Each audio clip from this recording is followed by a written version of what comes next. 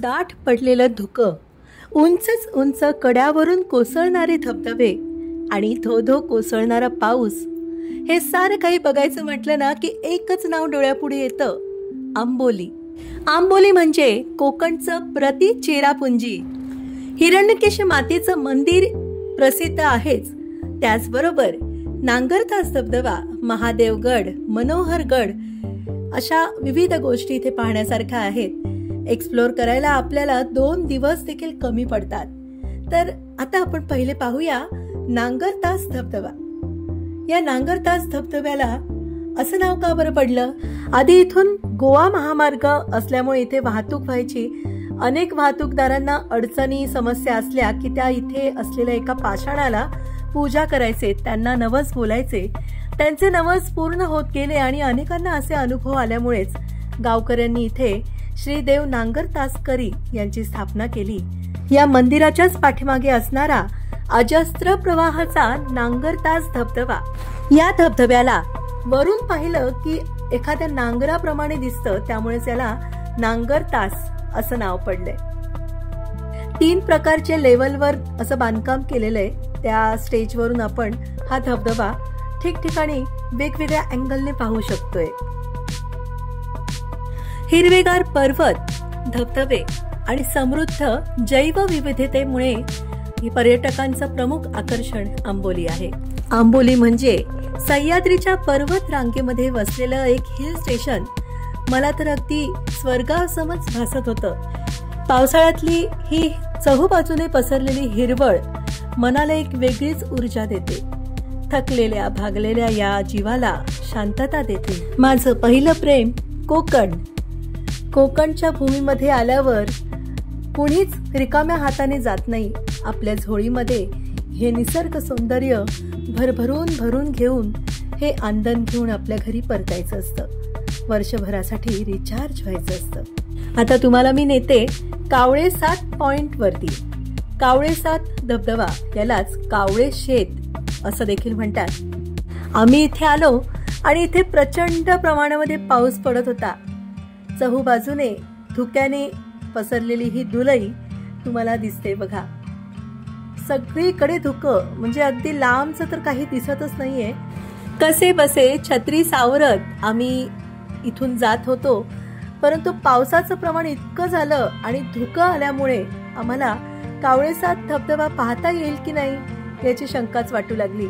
मग आम्ही एका दुकानाजवळ थांबून पाऊस कमी व्हायची वाट पाहू लागलो. पाऊस आल्यामुळे आम्ही असे उभे आहोत. आता वाट बघतोय कावळे 7 पॉइंटला जाण्याची, परंतु पाऊस इतका पडतो ना तुम्हाला दाखवतो. कावळ्यांना साथ नाही देऊ शकत. आमचा ग्रुप इथे उभा आहे. बराच वेळ वाट पाहिली तरी पाऊस काही कमी होत नव्हता आणि धुकं तर वाढतच चाललं होतं.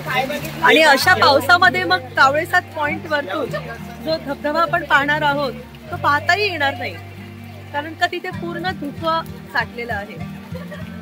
अखेरीस पाऊस थोडासा कमी होतोय असं वाटलं, म्हणून मग निघालो आम्ही धबधबा पाहण्यासाठी. या वाटेच्या दुतर्फा असे हे छोटे छोटे स्टॉल्स आहेत.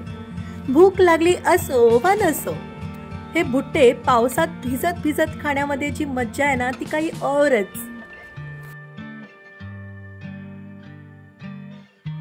मी रेनकोट आणून देखील तो बसमध्येच ठेवला आणि छत्री घेऊन निघाले. परंतु आता मला खरंच खूप चुकल्यासारखं वाटतंय. रेनकोट हवाच, कारण छत्रीचा तसा उपयोगच नाहीये. अरे वा, सोलो ट्रॅव्हलर्स अथवा फॅमिलीज जर इथे स्वतः येत असतील तर त्यांना आंबोलीमधील सर्व निसर्ग स्थळांची भेट घ्यायची असेल तर इथे छान सफर त्यांनी अरेंज केलेल्या आहेत. या सफरींमधून आपण माफक दरामध्ये ही सर्व स्थानं एक्सप्लोर करू शकतो. त्यामुळे हे दिलेले नंबर तुम्ही नोंद करून घ्या. ओ वाव, काय सुंदर धुकं पडले ना. असं आपल्या मुंबईत कुठे पाहायला मिळतंय. पण मला थोडंसं वाईट देखील वाटतंय, धबधबाच पाहता येणार नाही. धुकं इतकं आहे की काहीही दिसत नाहीये.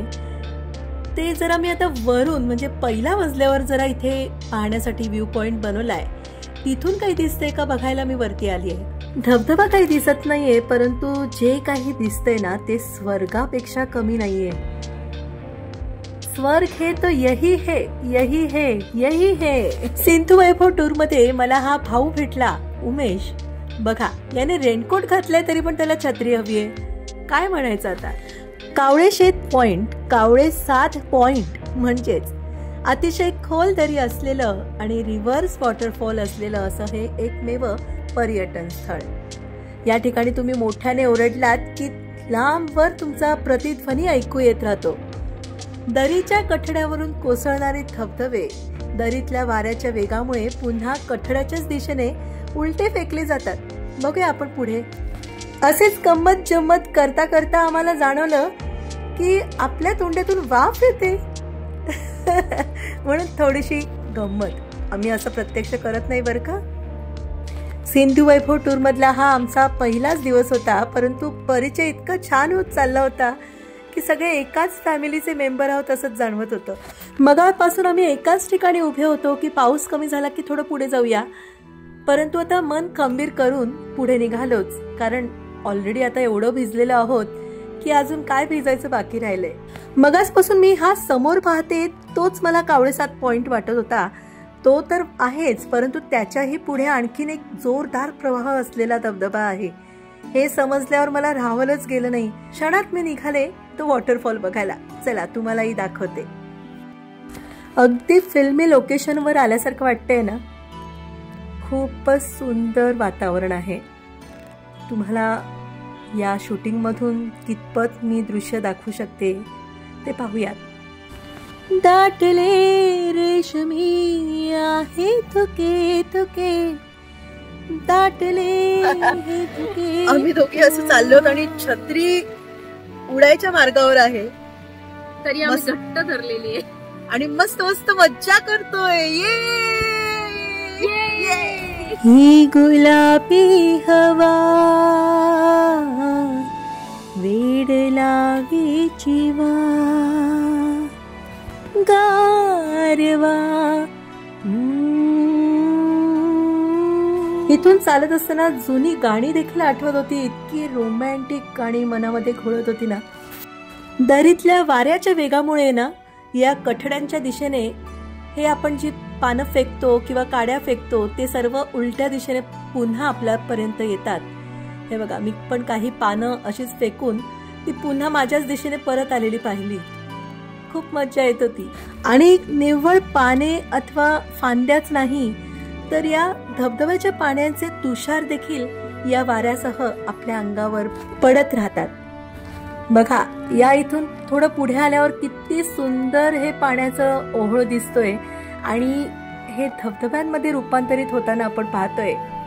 बघा, या उमेशने देखील हे पानं अशीच फेकलेली होती. ती किती लांब वर उलट्या दिशेने फेकली गेलीत बघा. यावरून तुम्ही अंदाज लावू शकतात की इथे किती जोरदार वारा वाहतोय. कोकणातील स्वर्ग पाहायचा असेल ना तर तुम्हाला आंबोलीला पावसाळ्यात अवश्य भेट देणं गरजेचं आहे.